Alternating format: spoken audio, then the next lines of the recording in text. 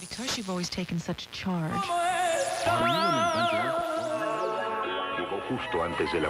You are listening to the Border Chronicle. In the summer of 2014, a large influx of unaccompanied children and mothers traveling with their children from Central America began arriving at the South Texas border in the Rio Grande Valley.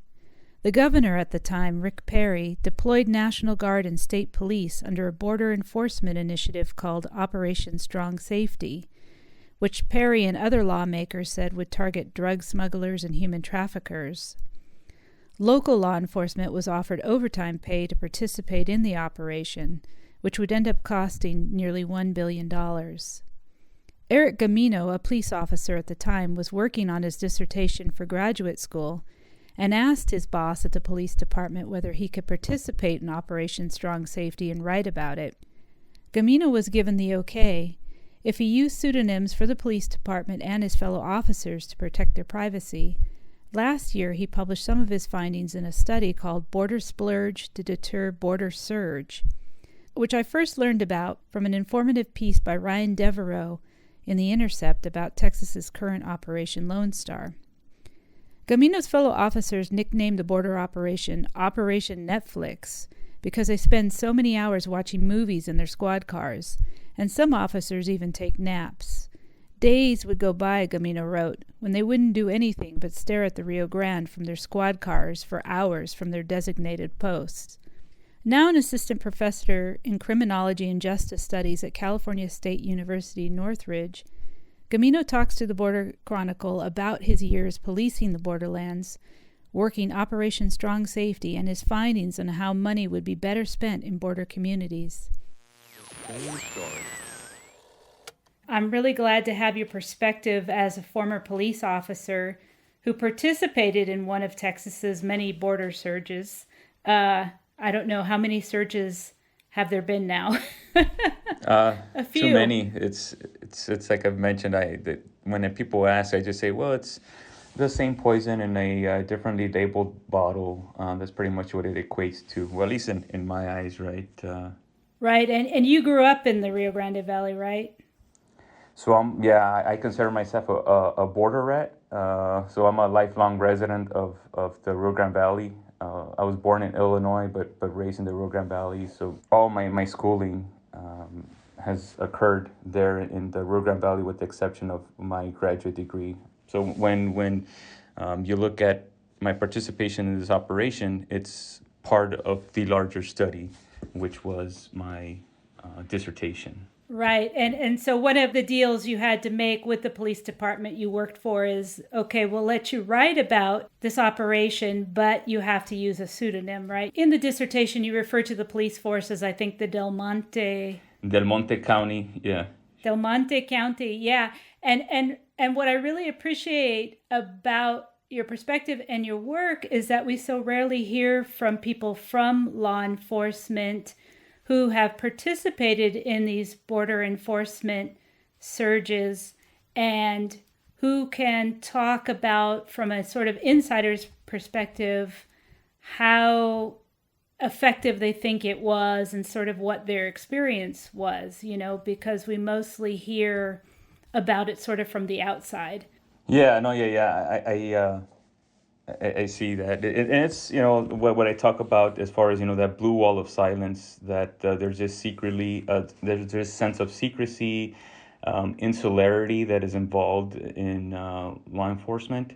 The border has been and continues to be erroneously portrayed as this area where lawlessness, chaos prevails on a daily basis, and that is obviously not the case.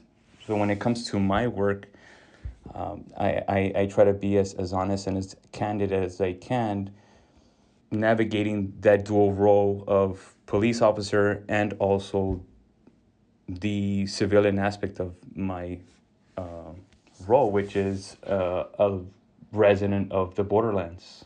That's what made you interested, I guess, in documenting this operation.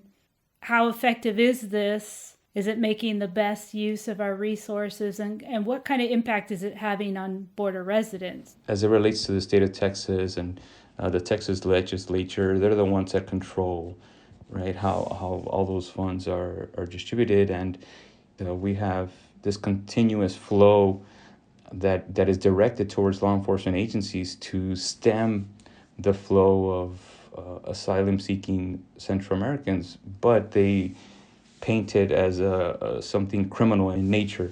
In other words, that they are having these operations because they want to stop the human trafficking and drug trafficking.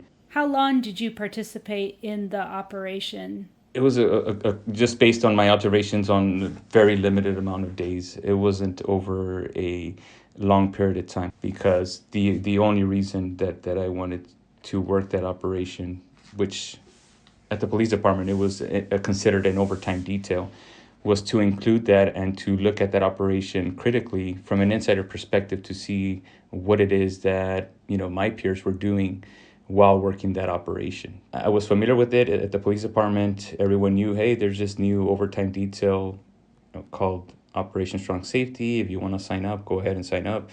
I really wasn't too interested, but at the behest of one of my coworkers, hey, you should try it. Maybe you should include that in your book. And I took her advice, and I'm like, okay, I'll sign up for this detail to see what it's all about.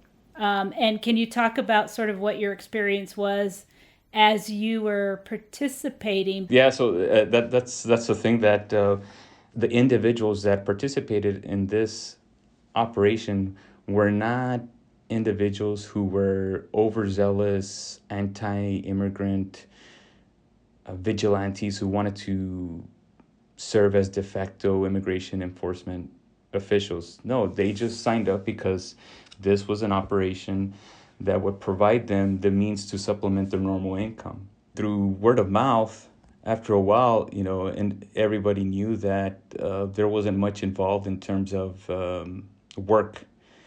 Everyone knew that you were going to be stationary at your post for a prolonged period of time, and you were not to move from your post until you saw some type of activity at the border, whether that be individuals crossing the river and then referring them to Border Patrol, or reporting any other type of suspicious activity to your superiors or to dispatch and notify Border Patrol or the corresponding law enforcement agencies. And when I worked it, I saw it for what it was, which is pretty much you are doing nothing.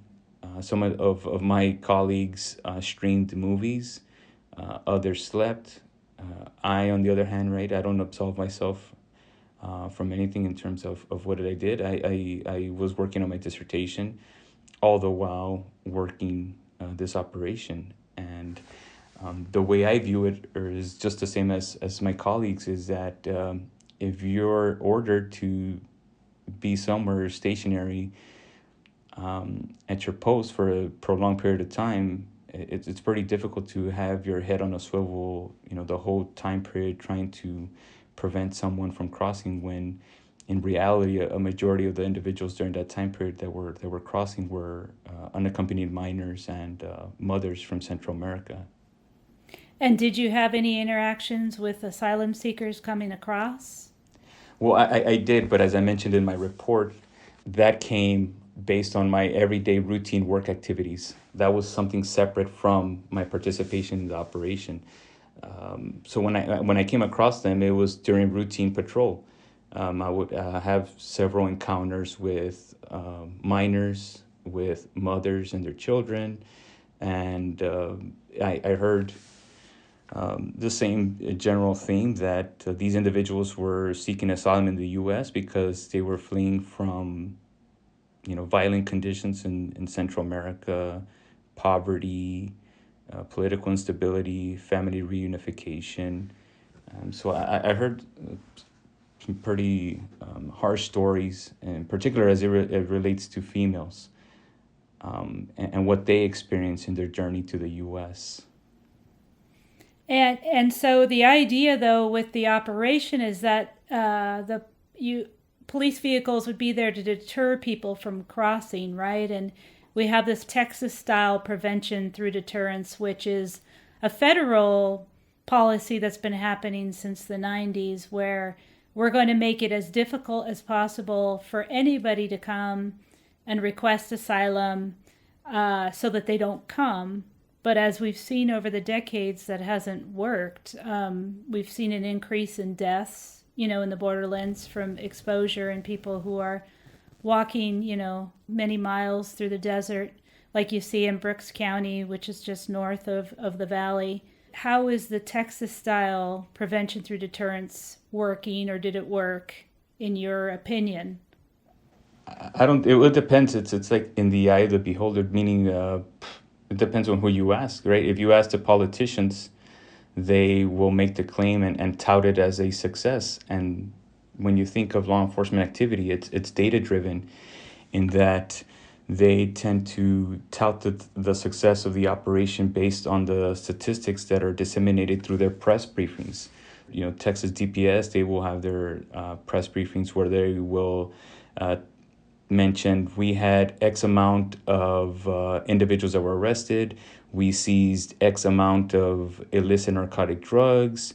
We referred X amount of immigrants to Border Patrol officials as part of this operation. So for them, they tout that as a success because they have to report to the Texas legislature and have to provide some type of proof that to a certain extent this operation is successful and that it should keep on receiving funding.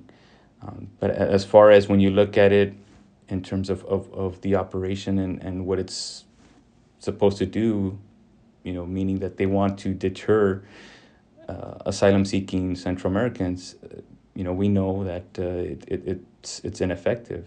So that's a lot of times when people ask me, do you think it was effective or not? I always answer with, it depends on who you ask, because law enforcement, they're going to tout it as a success, but when you ask others, you look at the collateral consequences of these draconian operations, like you mentioned. Sometimes they have to resort to more desperate measures in terms of crossing through clandestinely through other dangerous terrain to avoid all these law enforcement officials that are posted on a certain part of the borderlands. Right, and we've had about, more than 20 years of prevention through deterrence, and we still have huge influxes of people coming. So yeah, that's what I observed in my interactions with whether it be Central American asylum seekers or undocumented Mexican immigrants.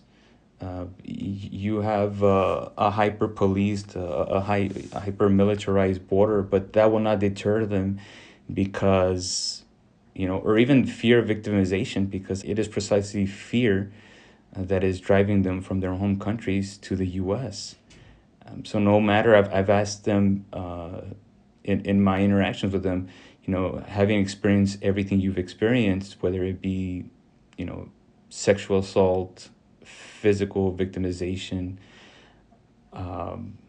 would you make this dangerous journey again to the U.S.? And an overwhelming majority of individuals responded with yes.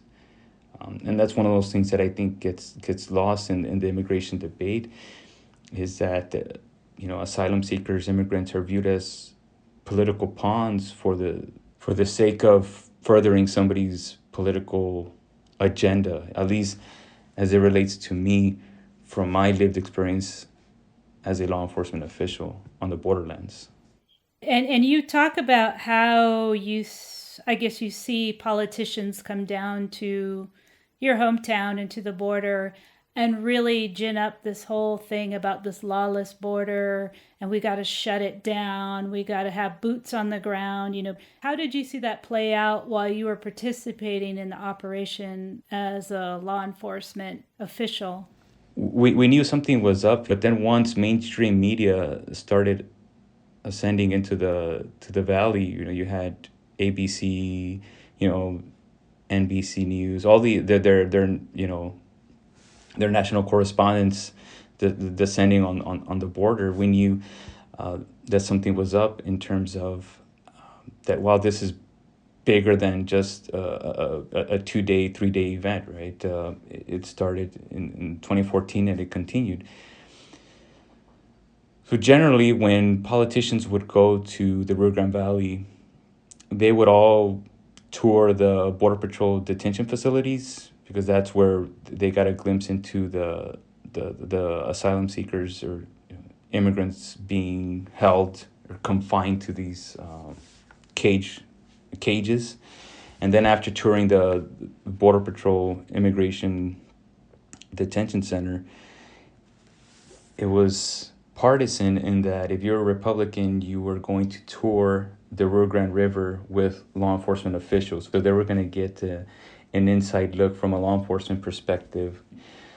If you were a Democrat, after leaving the Border Patrol detention facility, you would then travel to a local shelter that was assisting these unaccompanied minors and mothers with clothing, food, and shelter. Right, and community and law enforcement, Border Patrol, they all play their part in this sort of theatrical production, right, of what is being transmitted to the rest of the country as to what is supposedly happening. Yes, it's border theater. I viewed myself as a performer because we had to put on a performance for the U.S. polity. You start seeing the boats up and down the river, helicopters, the massive amount of law enforcement personnel. These performers, which are law enforcement officials, have to, of no fault of their own, right? Because law enforcement officials are viewed as a tool of politicians for their own political agenda. But in this case, they had to portray this imagery of law and order and that they were going to take a stance to secure the border because at that time, the governor felt that the U.S. government, in this case, the former president, wasn't doing what he should have to stem the flow of these asylum seekers. Yeah, and what blows my mind is that, these are communities now that are metropolises, right? There's millions of people there, and it's become this sort of exclusionary zone for the purposes of these theatrical performances for the rest of the country, right? I mean, right now we've got Operation Lone Star, which is yet another surge by now Governor Greg Abbott. And I wanted to hear from you how you think this operation is different, or is it different from the one that you participated in? I think it differs in the sense that back in 2014, with Operation Strong Safety, local law enforcement, state police, in this case DPS, you were stationary at a certain post for a prolonged period of time, unless you were witness to something that you had to act on, whether it be like I mentioned before, individuals crossing the river. Now, Operation Lone Star, you have the DPS and the Texas National Guard still performing similar functions. However, they've taken it a step further in that now DPS is arresting these individuals for criminal trespassing, state charges. Whereas, years ago in 2014, DPS was, if they observed somebody, they did the same thing as us. You just referred them to immigration authorities. DPS would conduct traffic stops.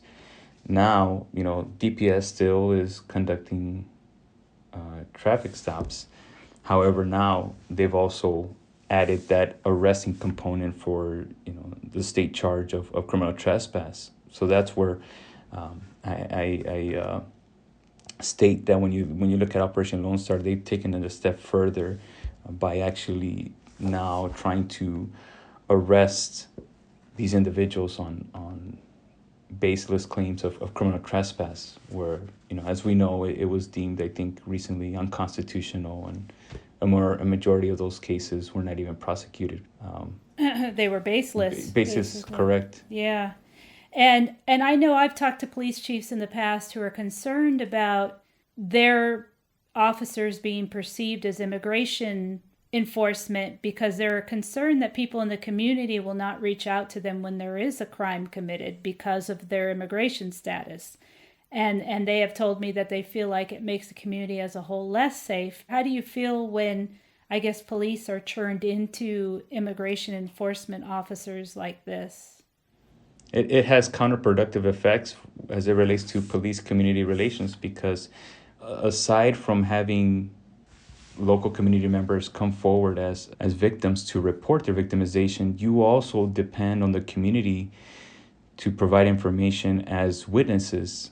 A lot of police reports or crimes are solved based on community support in the form of, I was witness to a crime, I want to report to you what I observed as a witness.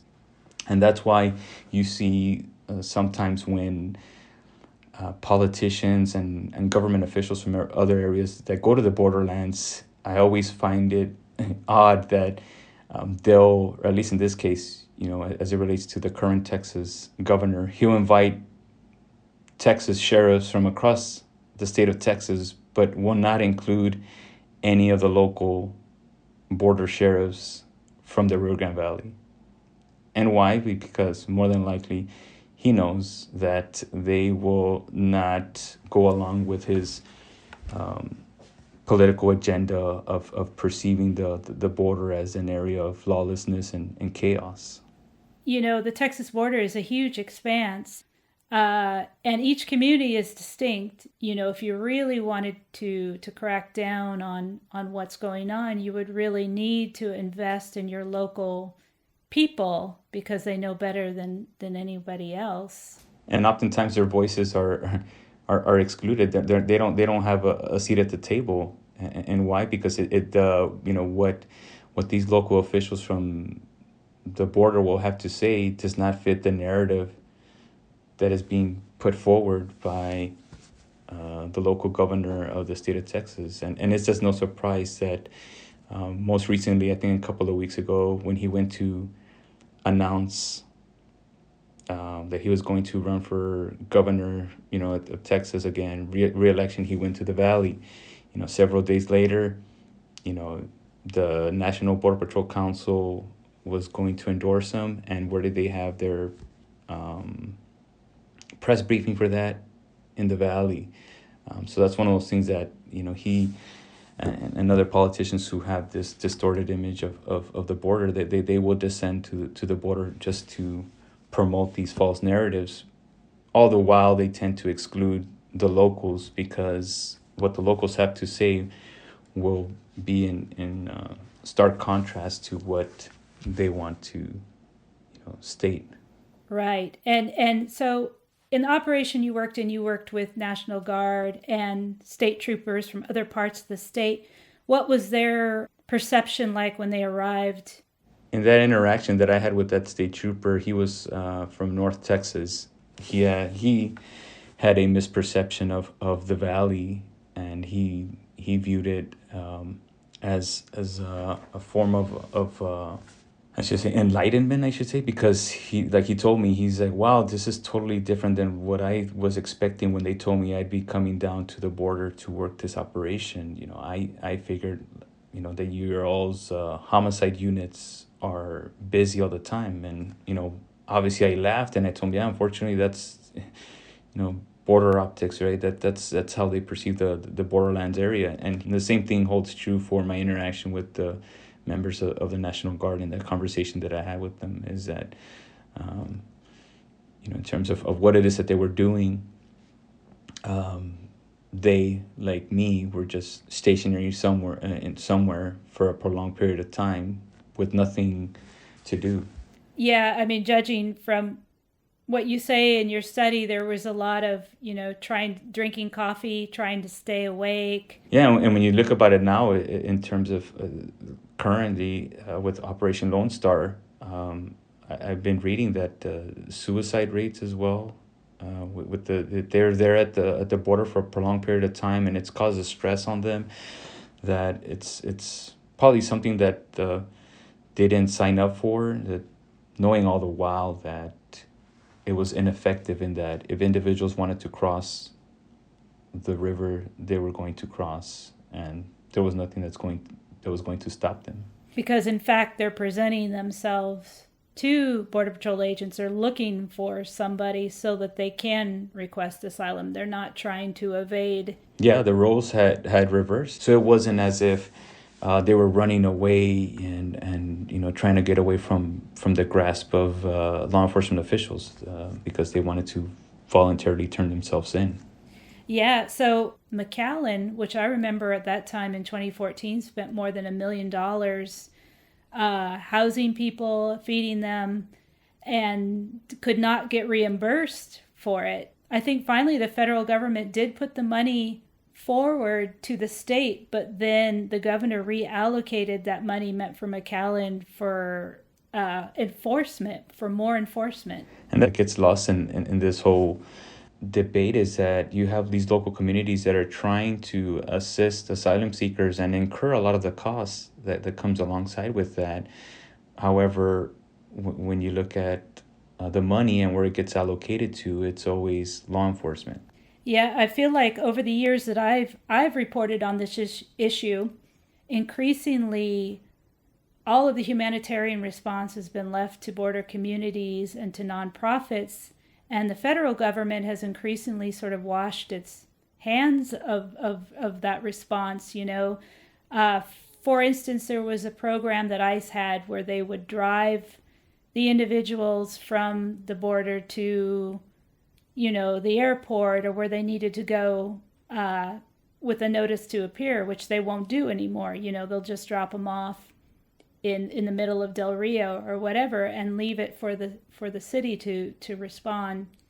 Yeah, I agree. I mean, they've been pretty much left to fend for themselves, and people ask, well, how can we solve this problem? Well, it's Congress and their inability to act, and then sometimes at least in the state of Texas, they feel that Washington is not doing anything, so therefore they're going to take it upon themselves to address this issue through this Operation Lone Star, and obviously that has not worked. It was deemed unconstitutional.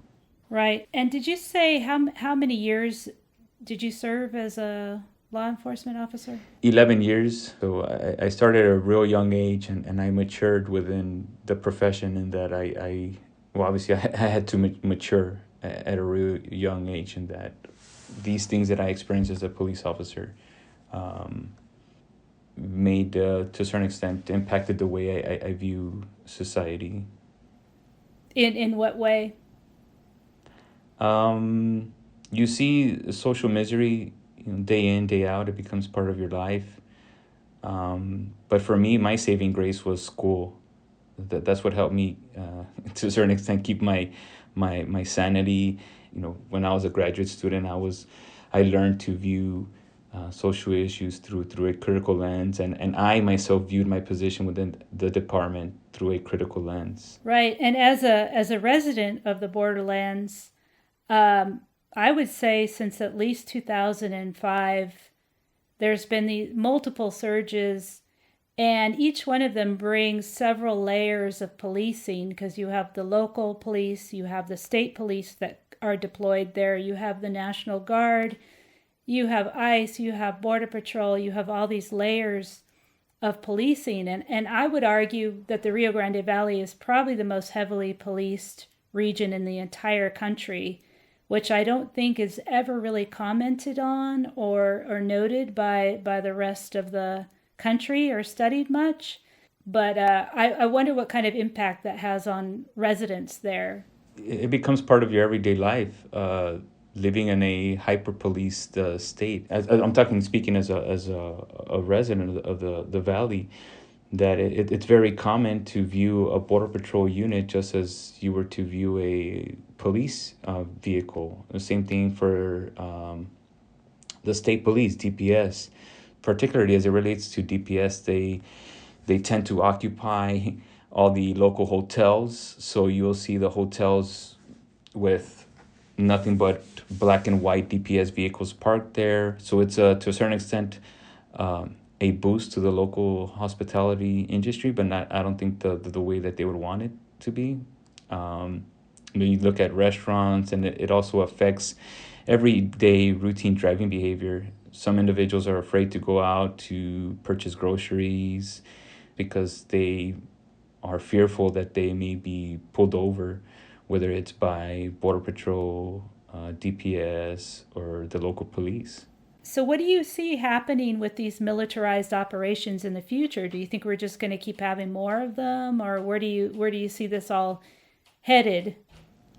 So when you look at these local or these operations that are in effect right now, that's always been the institutional response. So whenever something is occurring there in the border, the state of Texas always is like, okay, let's draw up a new operation. Let's change the terminology or something. And obviously it's ineffective, but it serves its purpose in that it further promotes the political agenda of the person in control in the state of Texas, in this case being the governor, that he is a law and order individual, that the border is in disarray, and that only he and these operations will be able to curtail or stem the flow of all that is occurring in the border in terms of immigrants or drugs that are coming across the border. So I mean, yeah, in a nutshell, I mean, I do foresee it continuing in the near future. Why do you think the Valley in particular gets so much of this policing and so much of the focus from politicians? I think because that's the area where the current flow of individuals cross through. When you look at the trajectory paths, right, you have a large amount of at least as it relates to Central American asylum seekers, that they make their journey through the Rio Grande Valley. Right, it's the shortest distance to Central America, right? That part of the border. Correct. All they got to do is just take the train, La Bestia, go up the coast, and then go through Tamaulipas and make their way onto the U.S.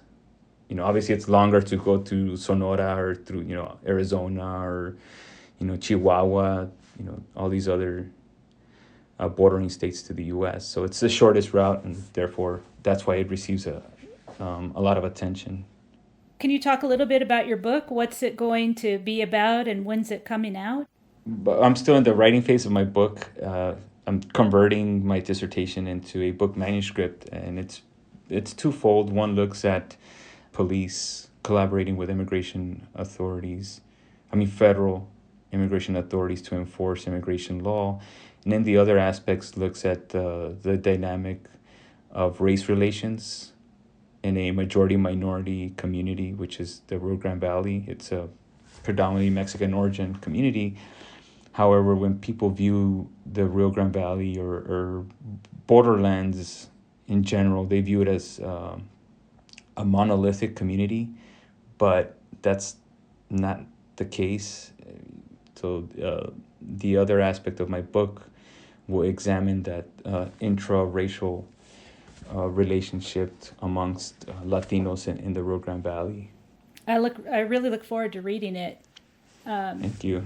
I don't want to put any pressure on you, but you get writing now. Yeah. No, I'm working on it. Yeah, that's the thing that as I've learned, writing a book manuscript is a lengthy process.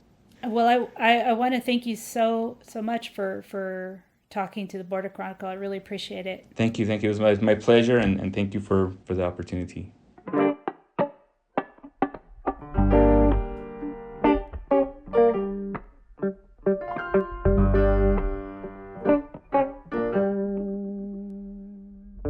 The Border Chronicle is reported by Todd Miller and Melissa Del Bosque, based in Tucson, Arizona. This interview was edited by me, Lily Clark. You can read and listen to more local border reporting on our website, theborderchronicle.com.